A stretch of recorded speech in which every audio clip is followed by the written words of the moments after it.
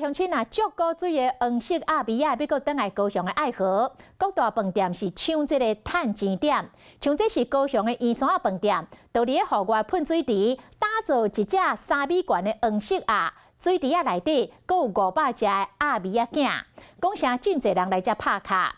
另外，福华饭店啦、福荣饭店啦，嘛拢推出着优待，要来抢人客。 民众摕手机一直咧翕相，因为水池内中有真卡哇伊的主角，3米悬的黄色阿比亚有够高嘴，脑大只，毛细只，互民众看个是心花开。我很想偷一只回去。怎么说？因为太可爱了，比上次更壮观的感觉，有点新奇。 挂伫咧黄色阿比亚回归高雄爱河湾进前，圆山饭店新伫咧饭店水池打造阿比亚的景点。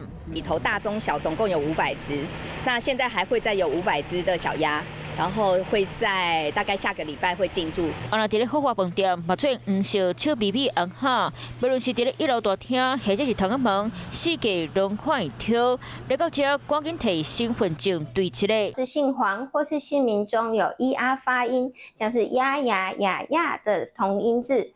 那只要在饭店消费满额打卡，就可以兑换黄色马卡龙1颗。我近爱河的福荣饭店嘛，对阿比亚事件推出大房间的专案，佮送好康。只要在脸书贴文分享10年前的小鸭照片，还可获得餐饮抵用券300元，限量序号有100组。